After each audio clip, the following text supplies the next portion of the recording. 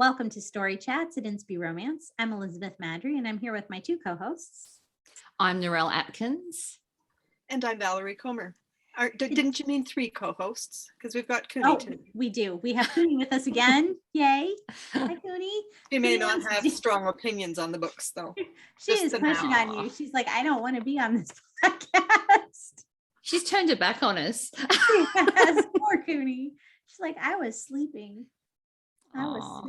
She's so pretty. I brought her over because I know people want to see her beautiful face. We do. That's so hard to see. So hard to see because she's so dark. She's beautiful. She blends into the shadows. She's like, she's so fluffy. She's like this big fluff ball. She is. Yeah. Anyway, so, sorry. other than Cooney, today we are talking about CCR that we've been reading lately. So just for fun reading, not necessarily podcast reading, which is nice to talk about the ones that we are choosing for ourselves. I know that all of us have been reading great things of late, and I am looking forward to hearing what those are. So Narelle, you want to kick us off? I will kick us off. So what have I been reading? So the first book I'm going to talk about is the 80s Rom Com Club, which is a collection of romances. There's 6 stories in it, and it is super fun. And if you're a child of the 80s like I was, then you're just there in terms of all the pop culture references. And what's really fun about these stories is they're all interconnected. So there's like this online chat group where all the girls, so the heroines in all 6 books, are all friends, and they actually get together and watch movies. So in the same way you'll see on Twitter people talking about Hallmark movies, for example, using all the hashtags related to they call themselves Hallmarkies or something. Can't remember the details on it. They have their own little 80s thing. So Beth will be very proud of me. I have read the first 3 books out of 6. But Val will be prouder of me because I didn't go in order. That's funny. I started with number 3. I went 3, 2, 1. I went reverse order, but I will finish these books. So the first one I'm going to talk about is Evie Tyler's Day Off by Betsy, Sant, Amand. And this one is based on Ferris Bueller's Day Off. And I went straight to this book because I thought, how can you make a Christian romance or a CCR or a contemporary romance out of the Ferris Bueller's Day Off storyline? And that was, I mean, if you don't know what I'm talking about, this is the movie with Matthew Broderick where he cuts school and he had the school teacher chasing around trying to catch him out, what we'd call wagging school. I don't know if that's an expression Americans know, but that was what it was called in the 80s. And it is just hilarious. And so the setup for this book is that it's her 30th birthday, so it's a single day time frame novella, which is really fun. And so she had this bucket list of 30 things to do before 30 that she hasn't finished. So her best friend decides that Evie needs to play hooky from work and take the day off. And so she calls in sick, as you do. And they have a red convertible because that was in the original book. And off they go running around Chicago, which is where Ferris Bueller's Day Off and pretty much all the John Hughes movies were set, in this red convertible. And we have the best friend's brother. So that's who Evie had a crush on when she was at high school. And he's gone off and become a professional photographer. And so they are traipsing around Chicago doing all these crazy things. And if you have a thing like me and you hate needles, then there might be stages of this book where you grit your teeth. I think I will skim read that. But they just do all this really fun stuff in Chicago. And obviously, as the day unfolds, the history and the feelings between the best friend's brother and Evie start to play out in the story. So it was very light on in terms of faith element. You're not going to probably find really a faith element in this one, which doesn't surprise me because it would be very hard to do that with the story set up. Yeah. Yes. In one day, very hard, but it was super fun and I really enjoyed it. So that was the first one I went for. And then the next one I read was Sure About You by J.C. Weaver. And this one is set on the Sure Thing movie, which is a movie I think I watched years ago, but it's not something that's really in my mind that I can remember, like Ferris Bueller's Day Off, for example. And this one is an interesting one. It's enemies to love, and it's kind of a love triangle, but it's not a love triangle. It's a love triangle that Beth could cope with, if that makes sense. So the story setup is that the characters is Isley, Now, I'm going to get this wrong because JC actually told us in the book how to pronounce her name, but do you think I can actually remember that? I do like it when authors add that how to pronounce the name thing discreetly in the book because I always get it wrong. And Pax is the guy. And so they work together, and there's this journalism, they're in Dallas, and there's this journalism conference in LA. And so they both need to end up going to this conference. But she also has an online boyfriend, kind of boyfriend, sort of boyfriend that she's never met in person. So her plan is to go to LA and finally meet this guy that she's been talking to online. And so the story, without giving too much away, she's the planner girl. She has a planner. It runs a life. She's very much clockwork. This is how everything's going to happen, down to the nth degree of detail. And all her plans just go out the window. Traveling to LA is much more complicated than just jumping on one plane and flying there. So it's super fun. And what I really liked about this one is that JC really brought out the faith element in the story. So he had turned his back on his faith and come back to faith. And so there were things in the story that challenged him as well in terms of where his faith was.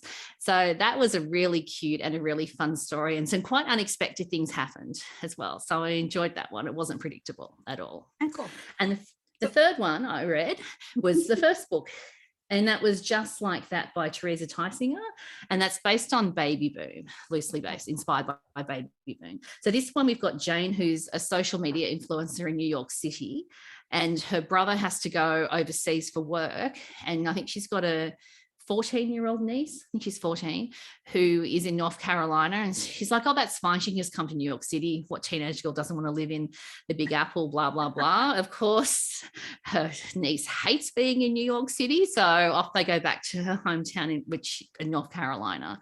And of course, the local vet there was like the guy she liked in high school. So we have a lovely little romance there. And she has lots of fun trying to find internet that works, because her whole life is based around being online. And she's got this big sponsorship deal that she's trying to nail down with this corporation that she's worked really hard for. And there's all sorts of things going on with that. But that was also another really fun romance story, nice, easy read as well, with a relevant faith element as well in that one. So they're the three that I'm going to talk about. I need to read the other three, but I'm reading in order. But if you love 80s movies, if you like pop culture references and all that kind of thing, then this movie will be right up your alley. I really enjoyed it for that reason. My question for you, Narelle, is for those of us who aren't big into 80s movies and aren't into pop culture. I was a young mom in the 80s, and I just really didn't have time to care about anything like that. Would those of us in my boots still enjoy it? I haven't picked it up because I kind of thought I might not, even though I love many of the authors in it. Yeah, I think you would. So there'll be things like, for anyone who knows Ferris Bueller's Day Off, Twist and Shout, the song has significance. But even if you don't understand, even if you don't get those things, it's like they're an added bonus, if you know what I mean. It's like, do you want fries with that? Your burger is fine and you'll enjoy the burger. The fries can just make it a little bit better.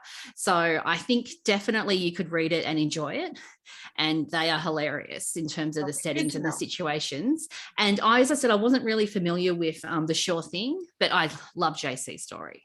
So that sort of proves my point. Yeah, that you can enjoy it without it. Okay. But so don't let that deter you. But if you are an 80s fan, then you will devour this.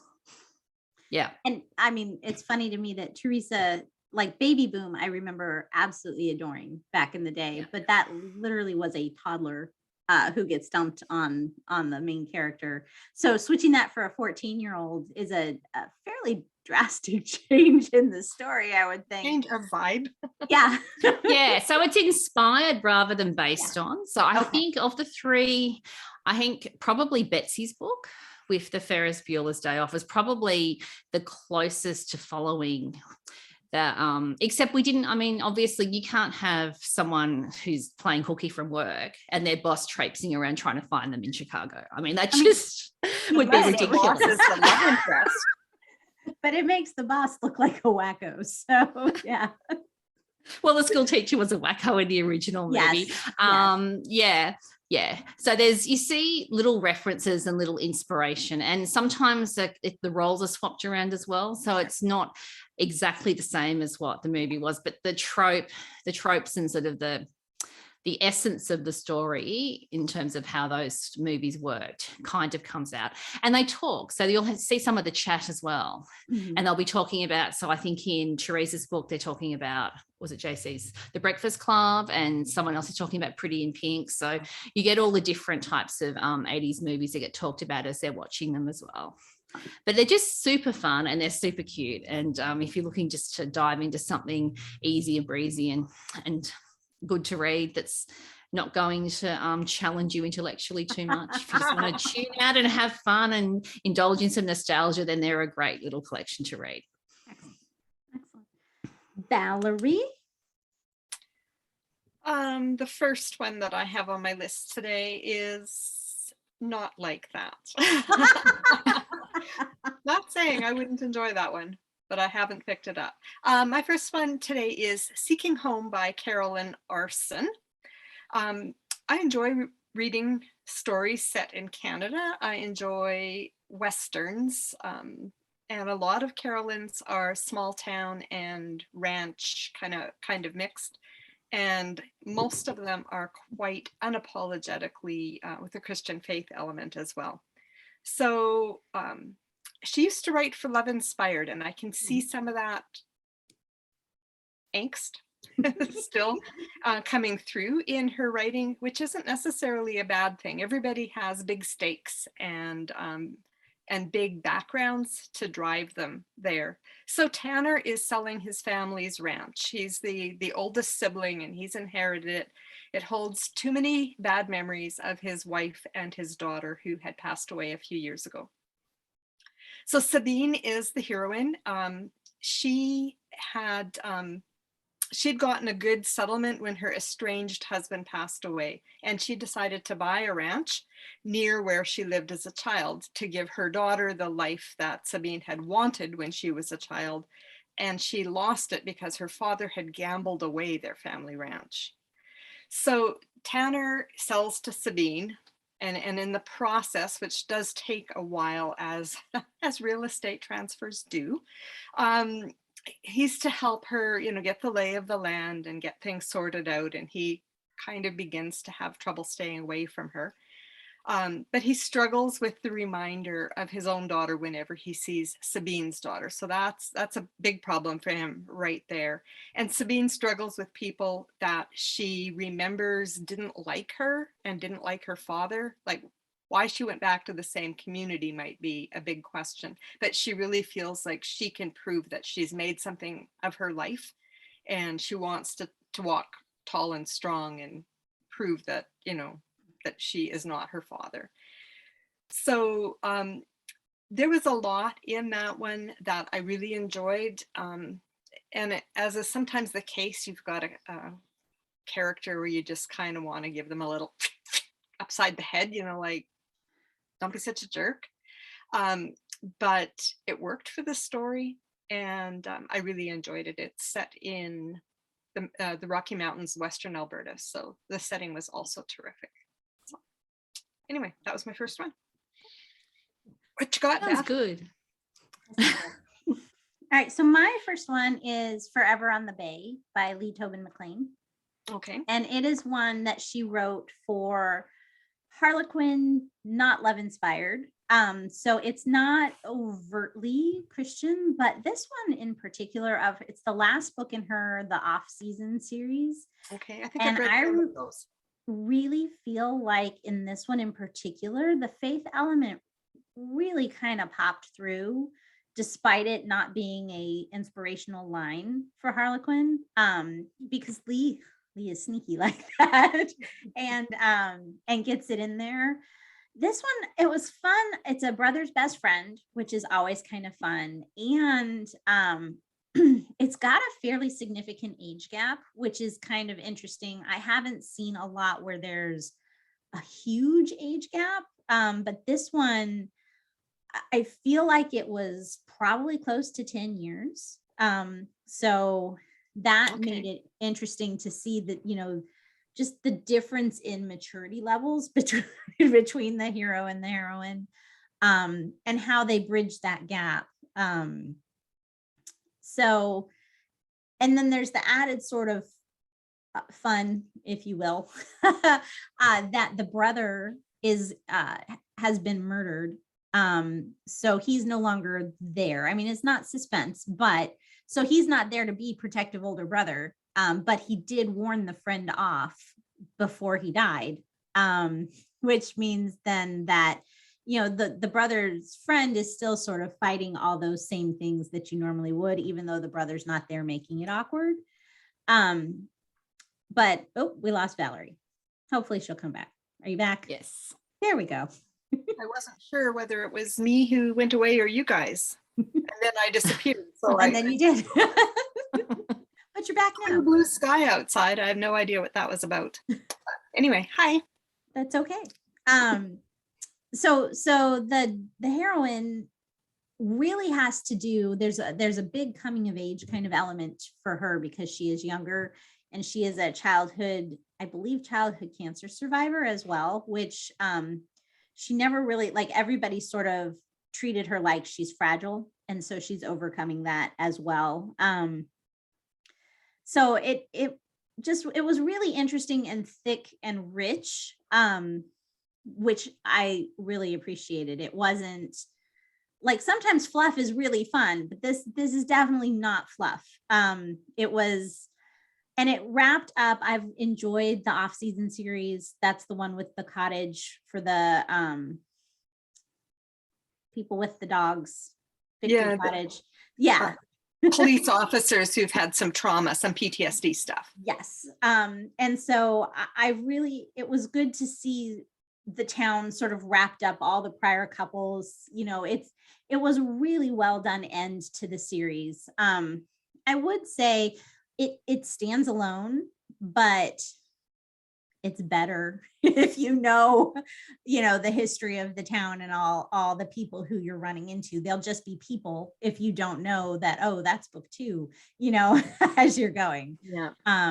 But I really, really enjoyed it. And I think Lee did a fantastic job again, especially since it's not technically a Christian line for Harlequin, still making it have some very obvious faith elements and growth and just an importance of having faith in your life, which I like to see.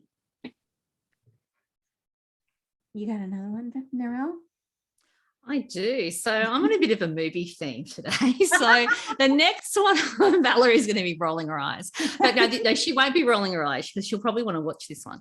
So the next book I'm going to talk about, I actually have the movie stored on the hard drive connected to my TV.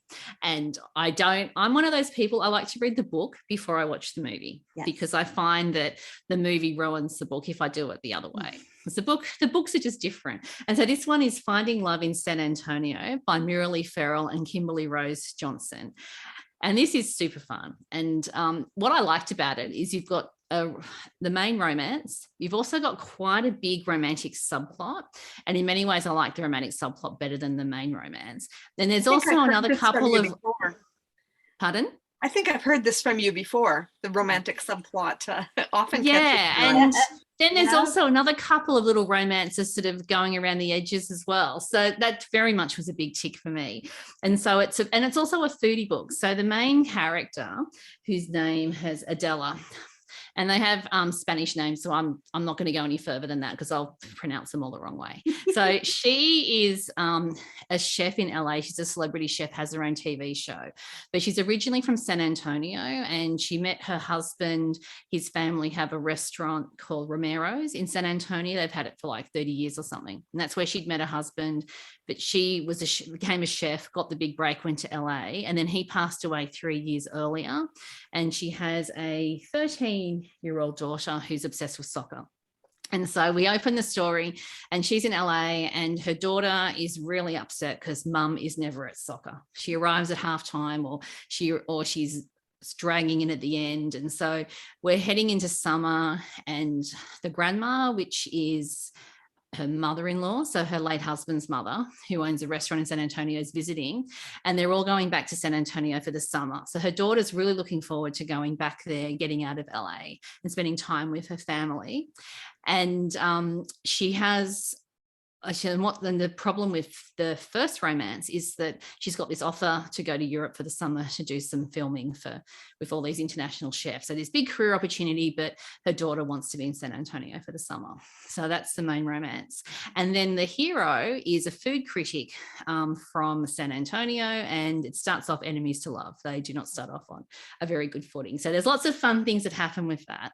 And then the second romance is the niece of her mother-in-law. So that's her late husband's cousin, who's the assistant manager of the restaurant. And the guy who she's friends with, and this is a friends to more, owns a food truck that's kind of competition. So the restaurant's been struggling, and we end up with Adela coming back and cooking in the kitchen because the chef quits, and that sort of starts all of the drama with all of that going on. And the food is great in this book. And then and so it's really interesting reading a book that's written for a movie, because it's very different to reading a book where it's in terms of the story structure. So I really like the jumping around a bit. I think there might have been even 4 or 5 viewpoint characters in it, but it was a really fun read, and I could really see the story in my mind as well as I was reading it. And I really enjoyed it, and had depth to it as well, and a lot of big questions that were being asked in terms of looking at family versus career and all those kind of things as well. And and Sandra, who was the niece, I think she was a character that I probably liked the best. She was lots of fun and had a lot of stuff that she was dealing with as well. So I recommend reading this one and then going and watching the movie as well, because I think it will make a great movie from what I've read in the book.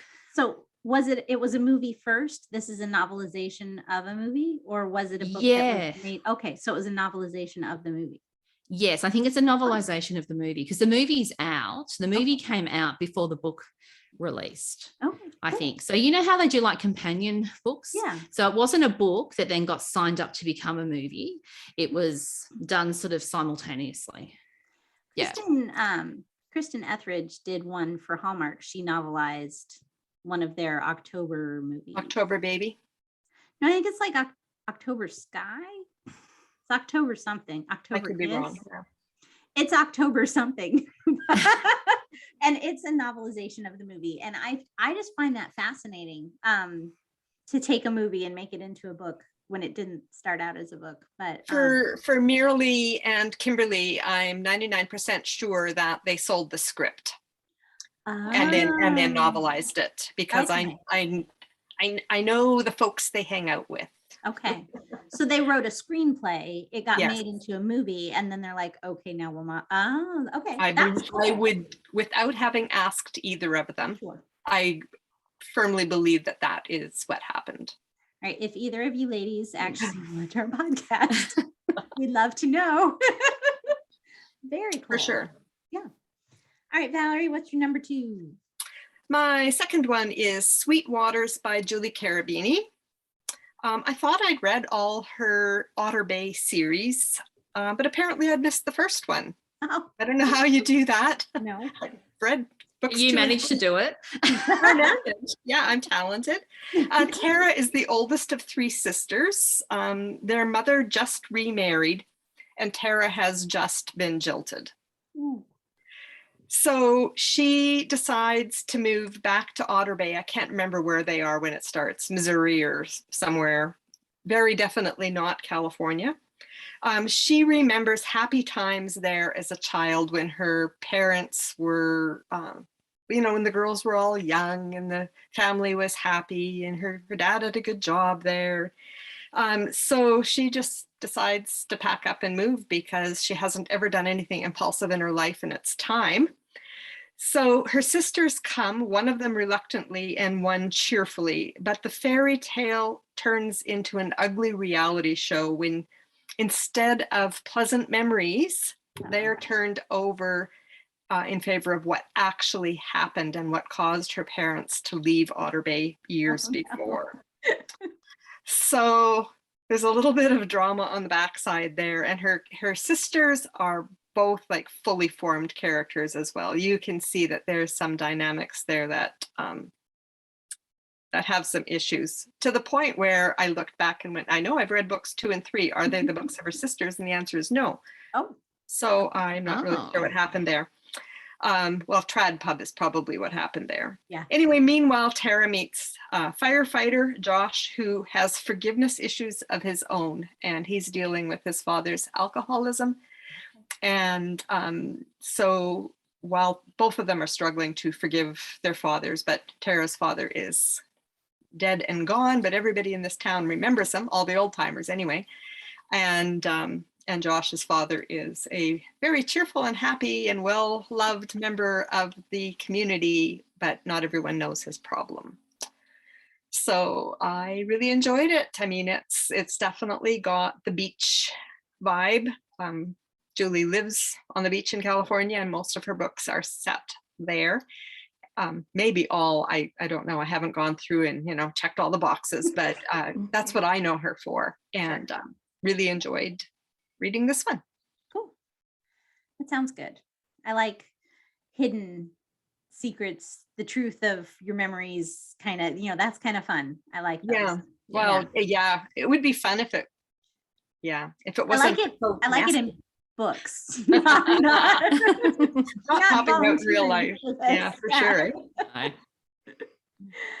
Cool. All right. So my second one is A Calm and Gentle Rain by Kimberly Ray Jordan.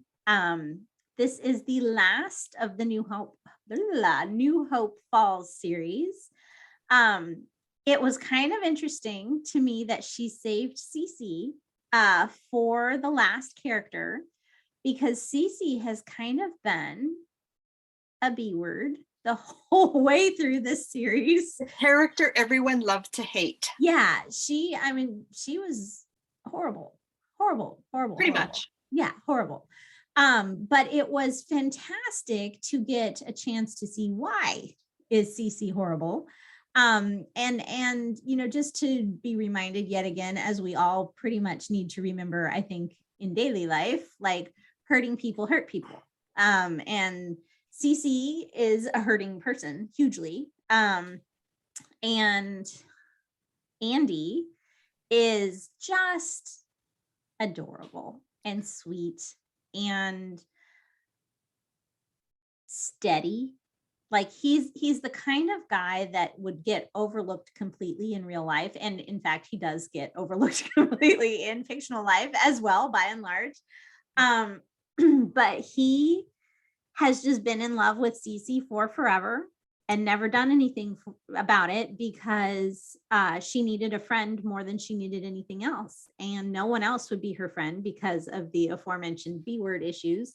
And so he was like, he would be her friend, because everybody needs a friend. And she needed that, like I said, more than she needed anything else. And so watching Prickly, I learned a new trope this week, and I think it applies here. Grumpy Sunshine kind of applies here, because Cece's definitely grumpy, but Andy's not like over the top, like cheerful sunshine. He's just steady and calm and there. But I think he probably still would qualify, because he's not grumpy, certainly. So, but they, and so here again with the last book in the series of 11 books in there. Yeah, I'm not sure. Something like that. You get to see all the other couples moving on with their life, which is really nice as well. To wrap up, again, it stands alone fine. But you're happier if you know who all these people you're seeing are. And then I also really appreciated, she did this in a couple of the New Hope Falls books, and I don't remember it being a thing so much with many of her other series, but she took some things that normally you would only see in romantic suspense. They could be suspensey types of elements, but they're not suspensey the way that she presented them here. They're just drama. So I like the fact, like, especially if you're not in the mood for romantic suspense, but you want a little more external, it's not pages and pages of internal muttering. It's, there are real external things happening too. It's a really neat balance. And I enjoyed, it was a good end to the series. And I hope that if you've read the other books and you're like, Cece not interested, you're interested. It's worth reading. And CC redeems herself, as you would expect, right? But she has good, valid reasons for who she is. I have not read it yet. It is on my Kindle, but that TBR, things just keep elbowing their way forward. Some books for podcast episodes, and then other things come up, and it's still there. And maybe I'll talk about it next month. We'll see. Okay. Well, I recommend it. Recommend it highly. I will miss the series, but I am excited that she's already revealed the first book in the next series. So she's not going to leave us hanging for long. So with that one though, how do you think if someone was to come to this book and had never read any of the early books, knew nothing about CC, do you think that would be a different reading experience to having read all 11 and then starting this one in terms of what you know or don't know about her? I don't think so, because she's not a huge character. Just in the one book stands out to me, that she was planning the high school reunion, and she was in there quite a lot. But before that, she just wandered in and out occasionally. Yeah. Okay. And there's enough, you see enough, even being in her head, you see enough of her bad treatment of people at the beginning. And even though you sort of understand where it's coming from right away, it's still enough that you're like, wow, girl, you need to back that up. You need to take a breath. Yeah, you need to back that up. So it might be a little different, but not massively, I don't think. Yeah. Well, most of us probably aren't going to look at an author's entire list and just randomly choose book 11 in a series. No, it's unlikely. But it could happen if someone picked. Well, if someone might pick it up on sale, or you just come across it. I mean, I will. To be fair, I will jump around when it comes to tropes. Sometimes I will go out of order in a series because I'm interested in one trope and not really keen to read another trope, if that makes sense. Yeah, totally. So that is a reason I will jump around rather than starting at number one and reading through. And if I don't have time, I know I don't have the time. Odd sort of person, Narelle. I mean, I love you and all that, but that's just weird. To pick tropes. I mean, I tend to agree, but okay. I think you're actually more like most readers than Valerie and I, because we're apparently need OCD medication or something. But I think a lot of people would be, do look for tropes that are interesting, or they read the blurb and it's like, okay, I want to read about this nice, steady guy who's been in love with his friend. So I can see that. Or if they listen to the podcast, and now we've been talking about this series for forever, so you've had time to read them all, but if you haven't, it's okay.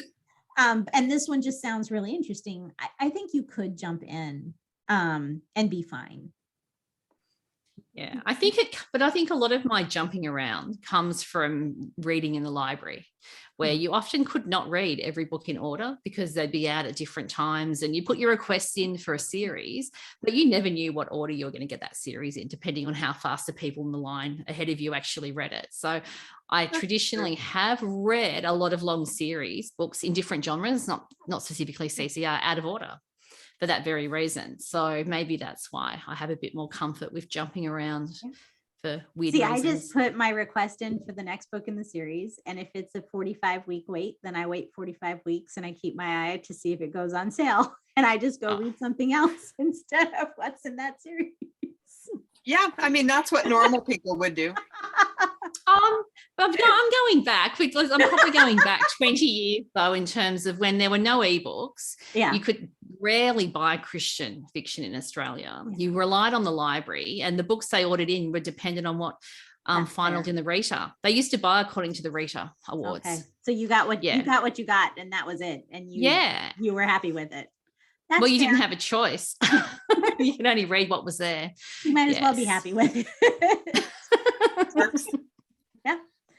All right. Final thoughts. We're close to time. No. My final thought was that I thought we'd have 3 books, and the other one I read this month was Nicole by Sarah Monzon. Okay. So, but I don't have to talk about it. I just wanted to put it out there. Save it for next month. Oh, I've already started got next month for next month. Yeah. Well, give us a 2-minute spiel. Yeah, 2 minutes. Oh, the 2-minute spiel. I can talk fast. Yeah, do it. It's part of the Sewing in SoCal series. Book 3, I believe. Single mom Nicole tries to temper her daughter's expectations of her deadbeat dad while saving the world in every environmental escapade possible. She is just a little overboard and crazy. And I'm somebody who kind of likes environmentalism stuff myself. And Nicole, yeah, she's pretty Nicole's weird. a lot. Yeah, Nicole. She's a lot. And interestingly, she doesn't want to date, like, at all. And her friends pledge $50 each for every time she goes on a date that lasts like more than half an hour or something like that. So she goes on dates and she's just like chalking up money for her favorite environmental causes, which is hilariously funny. But at the beginning of the book, she can't handle the guy in front of her, like, at all. And she mentally kisses the $200 goodbye and starts to get out. But her best friend's fiance's best friend, got that, is there, and he steps in. He knows about the girl's pact, so he's saving her money. He's giving her money, and she's like, she hates him. She doesn't want anything to do with him because he's not a serious environmentalist, and she can't handle it. It just cracked me up. I love this story. Yeah, it was fun. Sounds so fun. Yeah, I love this whole series. I just finished Betsy, but I'm going to talk about that next time. So I have the next 2 on my Kindle as we speak, but they have to take their turns. I'm sorry, Sarah, but